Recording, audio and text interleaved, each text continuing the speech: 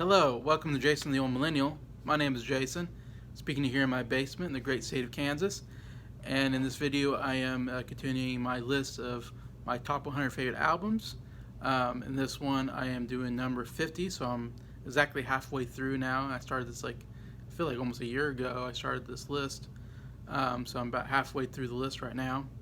And at number 50, I have an album called A Rush of Blood to the Head by the band Coldplay, and this came out in 2002, so exactly 20 years ago this came out, which is crazy. It's when I was graduating from high school. This album came out. I just did a Coldplay album. Number 51 was Parachutes, Coldplay's first studio album. This is their second studio album, so I did Coldplay back to back, which it's the only time I've done it on my list. I normally try to not to do bands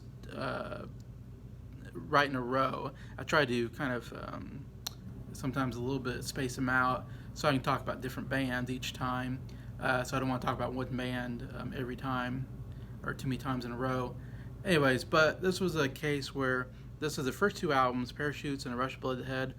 I mean, what a great double, 1-2 punch. Maybe the best 1-2 punch ever. I mean, to have two albums, I think that's good. And for me, they both were almost even on how much I liked them. I like both albums quite a bit, about the same. So it's hard for me to kind of pick, but I went with Rush of Blood to the Head, just slightly above Parachutes. And so I put them back to back because they both were, to me, almost like the same album.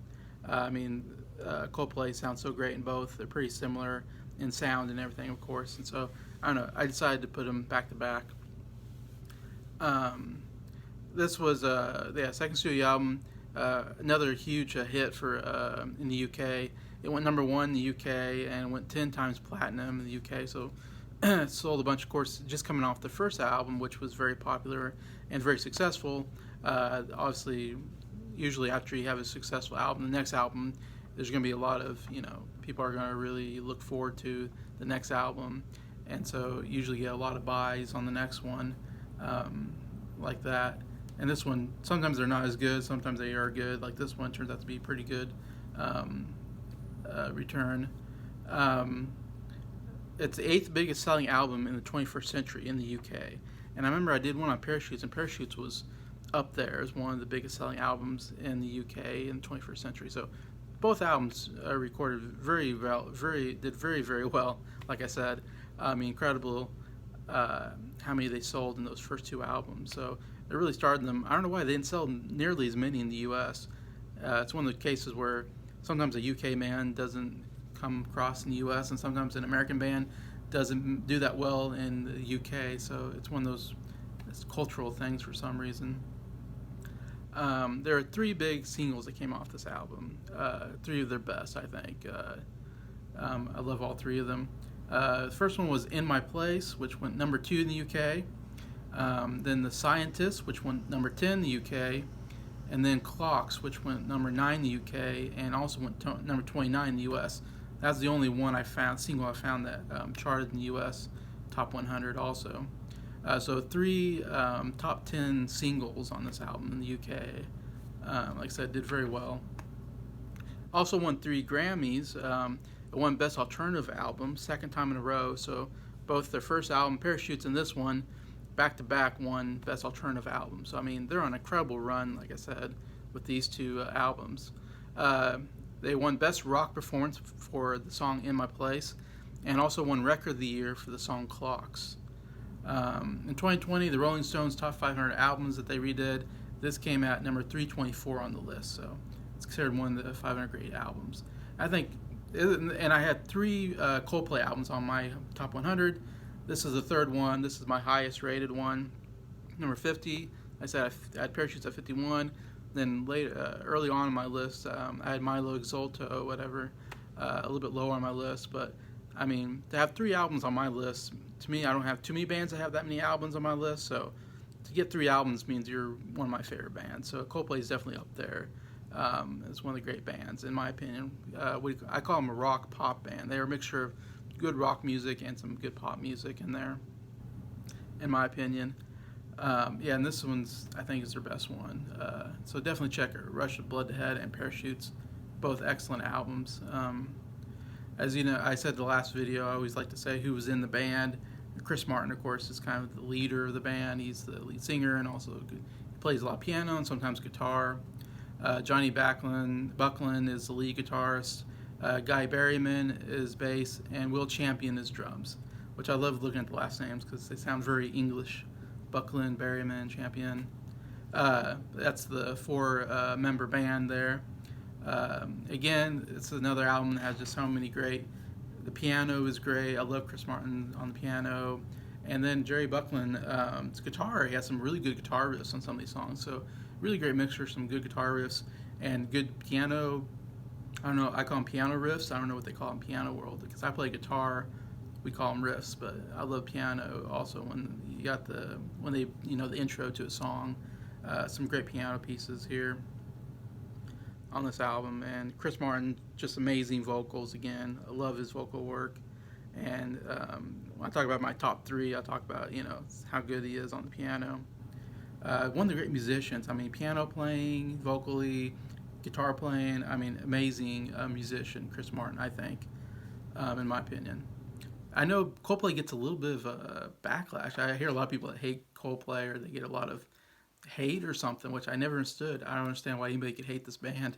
They sound to me amazing. Anyway, so I guess I'll go to my top three favorite songs, and they of course are the three big hits, the big singles. I can't deny those are really good songs. So no deep cuts here. But number three, I have "In My Place," which was evidently like the biggest selling single of or seemed like they did the best. Interestingly enough, I remember hearing this for the first time on TV. Like Coldplay was on some show, like the Late Night Show or Tonight Show or something, and this album must have just came out or the single just came out, and I never heard it before. And they played "In My Place," and I thought, oh my gosh, another really good song. Like knowing what I knew of the Coldplay and some of their hits. I didn't know too many hits, but I was a fan already. And then when I heard that, I was like, oh my gosh, that's a killer song. I love the guitar in it. The bum bum bum bum bum bum bum bum. That beginning guitar, I don't know if you want to call it a riff. It's just single notes, but it's just so catchy. And I love a good catchy guitar part to begin a song.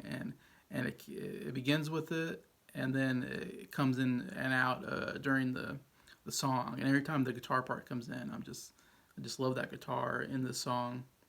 Yeah, and just an excellent, kind of slower song for the most part. Chris Martin, great vocals and all that. Number two, I feel like the song that maybe was played the most on the radio at this time was "Clocks." I feel like "Clocks" was on the radio all the time. I thought that was maybe their biggest hit out of the three. I always felt like was "Clocks." It did win Record of the Year, like I said, but it's amazing, like upbeat piano piece, and that piano is so great. I love his playing and the beginning, the intro to that, and once it starts with the lyrics and all the other instruments come in. I hear a lot of piano pieces I hear are usually ballads, but so I love hearing something like this, which was more of an upbeat rock performance with the piano, and he really made that piano rock really well in that song, and I love that. Number one is, I would say, is my favorite Coldplay song of all time, and that is "The Scientist." It has the most amazing piano throughout. It's so, I don't know, I'm trying to think of, I can't even think of the word to describe the piano. It's just memorizing. It just puts you in a trance when I hear it. Just dun dun dun dun dun dun dun dun dun dun dun. Just the way it's played. It's so simple. The notes seem simple. Doesn't seem like a real complicated, slow moving, but yet so beautiful in the way it's played. And then putting Chris Martin's, of course, vocals on top of it, absolutely amazing. Don't know what it's about. Don't understand the song. A lot of Coldplay songs, I don't understand the lyrics at all. This one especially, but yeah, I still love listening to this because you just, yeah, like I said, I just almost go into another world in the trance when I listen to the song, and I'm just like, transported somewhere else. It's one of those songs that just, out of mind, out of body type of song to me anyway. So yeah, and a really good music video also. If you like that song, check out the music video. So that's my favorite song, "The Scientist." and this is my favorite Coldplay album, Rush of Blood to the Head. So definitely gotta check this out if you like pop rock music. If you like Coldplay, you probably already know this album already, but yeah, definitely one to check out. And it's number 50 on my list.